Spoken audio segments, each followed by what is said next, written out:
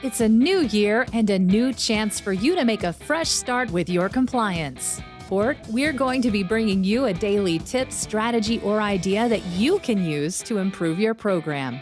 Here's your host, Tom Fox, the Compliance Evangelist. What is the value of having a code of conduct? In the early days, a code of conduct was tended to be lawyer-written and lawyer-driven to wave in a regulator's face during an enforcement action as proof of ethical behavior. Is such a legalistic code effective? Is a code of conduct more than simply your company's internal law? What should be the goal in the creation of your code of conduct? How important is the code of conduct?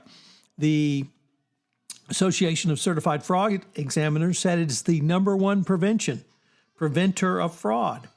But how about consider the 2016 SEC enforcement action involving United Airlines, which turned on violation of the company's code of conduct.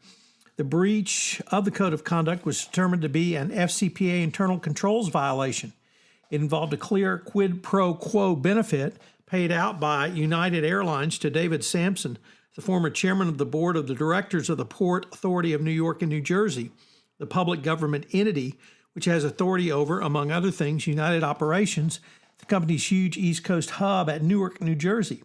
The actions of former United CEO Jeff Smizek in personally approving the benefits granted to favor Sampson violated the company's internal controls around giving gifts to government officials by failing not only to follow United's code of conduct, but also violating it. The $2.4 million civil penalty leveled upon United was in addition to its 2016 non-prosecution agreement settlement with the Department of Justice, which resulted in a penalty of $2.25 million. The scandal also cost the resignation of Smizek and two high-level executives from United.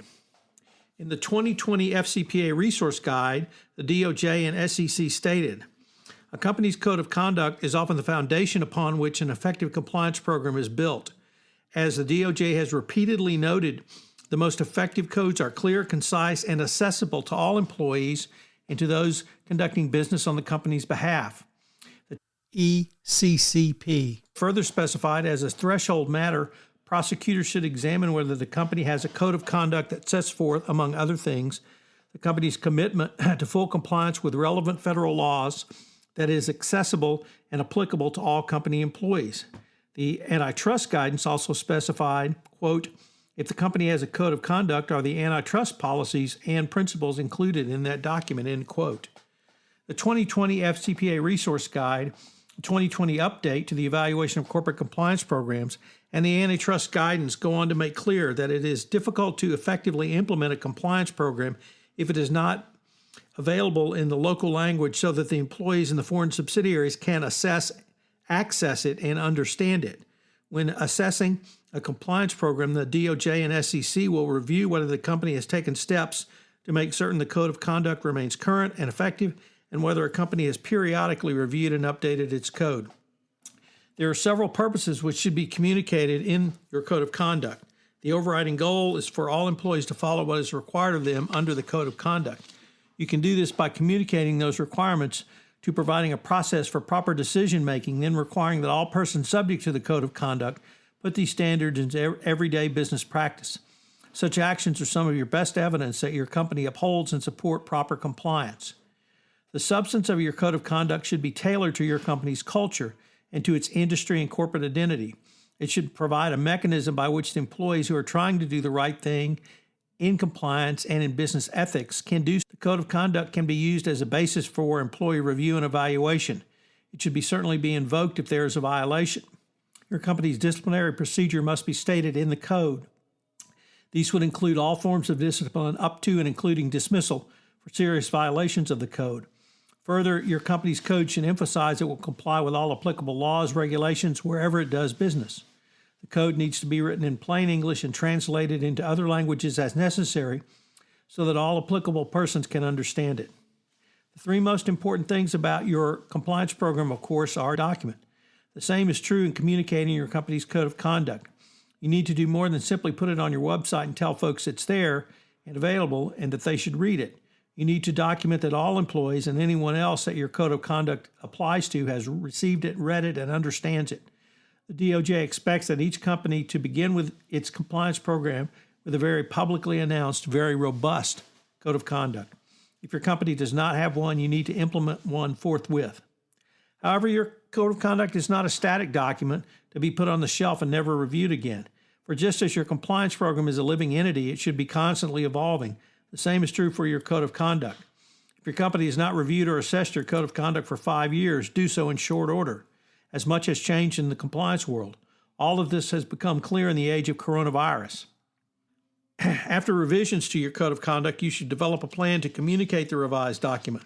A rollout is always critical because it is important that revisions are communicated in a manner which encourages employees to review and use the code of conduct on an ongoing basis. Your company should use the full panoply of tools available to it to publicize the revised code of conduct. This can include a multimedia approach, physically handing out a copy to all employees at a designated time. You might consider having a company-wide compliance code of conduct rollout as well. We're going to have a quick word from our sponsor, and we'll be back with today's 3 key takeaways. So what are today's 3 key takeaways? Number 1, every formulation of a best practices compliance program starts with a written code of conduct. Number 2, the substance of your code of conduct should be tailored to the company's cultures, to its industries, and corporate identity. Number 3, document your training efforts and your communication efforts. I hope you will join me tomorrow for day 7 in 31 Days to a More Effective Compliance Program, where we take up the additional foundational component of your compliance program, policies and procedures. If you'd like information on any of the topics from this podcast series, please check out the Compliance Handbook 4th edition, available at lexisnexis.com/Fox. This is Tom Fox again. Thank you for listening to this episode of 31 Days to a More Effective Compliance Program. I hope you will join me for the entire month of 31 Days to a More Effective Compliance Program is a part of the Compliance Podcast Network.